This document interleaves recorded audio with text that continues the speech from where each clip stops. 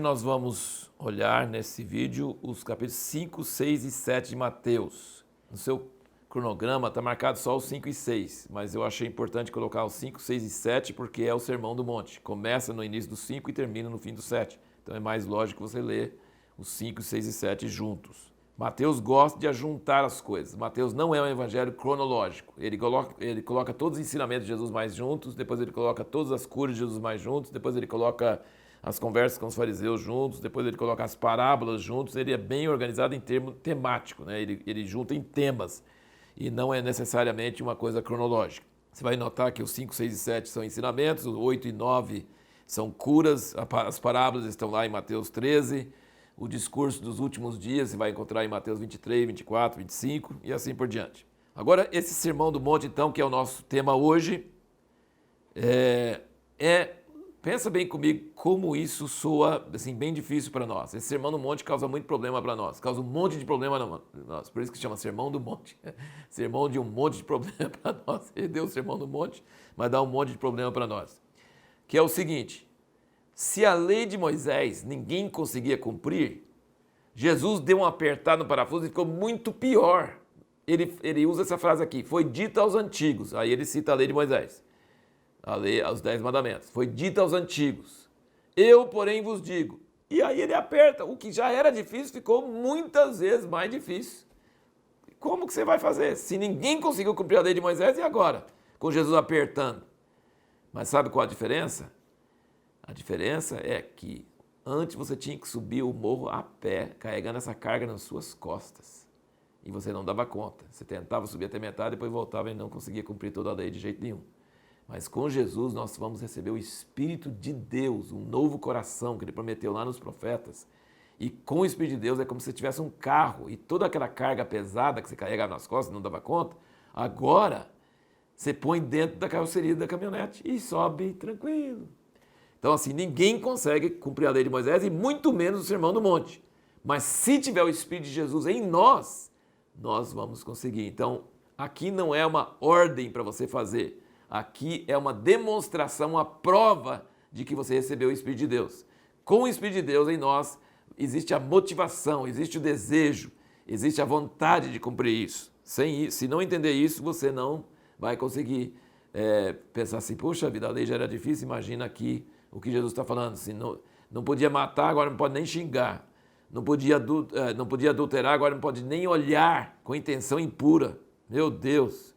Entendeu? Tanta coisa que fala aqui é uma coisa muito difícil. E esse livreto aqui, abaixo da linha de fundo, é muito curtinho, mas ele fala muito sobre o Sermão do Monte e sobre essa questão que Jesus não está tratando só das coisas que você faz e nem só das coisas que você pensa. Ele está falando sobre as atitudes e motivações que tem dentro de você. Muito importante esse livreto, eu considero ele fundamental, escrito pelo Bob Mumford, que é o autor do livro A Patrola de Deus. Muito importante esse livreto. Qual o significado da palavra bem-aventurado? Eu achei muito interessante ver vários sinônimos disso. Bem-aventurados aqueles que choram e tal e tal. Os sinônimos são feliz, sortudo, abençoado, afortunado. Isso que Jesus diz. E esses valores que ele está dizendo aqui, olha aqui, os humildes, os que choram, os mansos, os que têm fome e sede de justiça, os misericordiosos, os limpos de coração, os pacificadores, os que são perseguidos, os que são difamados.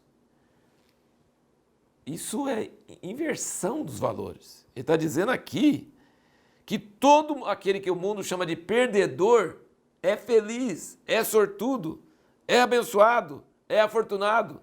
Então, e nesse sentido que a pergunta que nós fizemos no último vídeo, né? Em que sentido os ensinamentos de Jesus do Sermão do Monte são contra os valores incentivados pelas redes sociais? As redes sociais querem que todo mundo, você tenha não sei quantos likes, que você tenha quantos assinantes, que você tenha quantos fãs, popularidade. Eu li uma frase esses dias que me marcou bastante, diz o seguinte: a importância de algo espiritual é inversamente proporcional ao número de pessoas que têm conhecimento dele. É muito engraçado isso, né? Por que eu estou dizendo isso ligado com esse Sermão do Monte? Porque Jesus diz: tudo que você faz em secreto, seu pai que vem em secreto vai honrar. Quando você vai dar esmola, Sua mão esquerda não pode saber o que a mão direita está fazendo. Zero. Aí você não recebe recompensa. Então é claro que Jesus não está referindo à pregação da palavra. A pregação da palavra, quanto mais pessoas ouvirem, melhor. Isso óbvio. Mas ele está referindo às obras de justiça, às obras de oração, jejum e de dar para os outros. Quanto menos pessoas souberem o que você está fazendo, Jesus disse que é melhor. E quanto mais pessoas sabem, se a sua motivação é para as pessoas souberem, então não vale nada. Ele disse que já recebeu sua recompensa. Mas se ninguém está sabendo, está fazendo escondido, seu Pai que vem em secreto. E olha que coisa interessante, como Jesus, nesse primeiro evangelho do Novo Testamento, nos traz a revelação de Deus como Pai. Primeiro ele diz, no versículo 8 do 5, ele diz, bem-aventurados os limpos de coração, porque eles verão a Deus. Bom, a Deus nós temos já no Velho Testamento, né? Depois, versículo 9, bem-aventurados os pacificadores, porque eles serão chamados filhos de Deus. Então já começou a mudar, não é Deus, é filhos de Deus. E aí, tem muitos versículos anotados aqui, que ele fala no versículo 16, por exemplo, já começa falando, glorifiquem a vosso Pai que está nos céus. E na oração do Pai Nosso, ele fala, Pai Nosso que estás nos céus, seu Pai que vem em secreto, seu Pai que está nos céus, seu Pai celestial. Esses 3 capítulos aqui falam isso direto. Meu Pai que está nos céus, nosso Pai que está no céu, vosso Pai que está nos céus. Jesus veio para nos revelar que Deus não é só aquele rei soberano, todo-poderoso, sentado no trono, inatingível, mas é o Pai dele e passou a ser nosso Pai.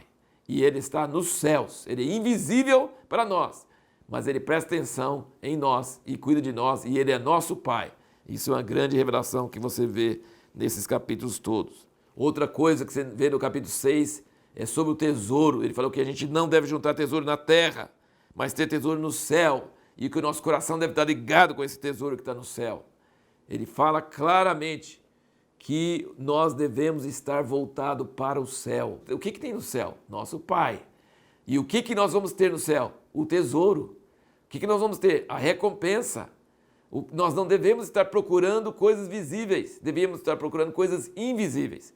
Nosso coração deve estar ligado com o tesouro que está nos céus. E ele diz que não podemos servir 2 senhores, não pode servir a Deus e as riquezas, versículo 24 do capítulo 6. E no capítulo 7 ele fala sobre alguns princípios importantes de oração.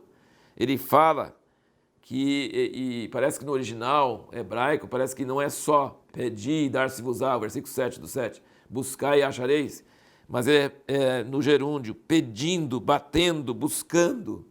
Ele fala que é mais uma ação contínua, pedindo. Né? Você sabe que até seu filho, quando te pede uma vez só, parece que não dá muita atenção, mas quando ele fica insistindo, puxando o seu braço, puxando sua mão, mãe, pai, você dá atenção. Então, pedindo, batendo, quem bate só uma vez, às vezes a pessoa lá dentro da casa não escutou. Aí você bate. Buscando, você não busca só abrindo gaveta e fechando e fala, não achei. Não, você procura debaixo do tapete, você procura em qualquer lugar. Todas essas ações, pedir, bater e buscar, são ações continuadas, persistentes. E é isso que nós devemos fazer em oração. Jesus nos incentiva a não ser facilmente desistir das coisas. Ele nos ensina a insistir na oração, a perseverar na oração.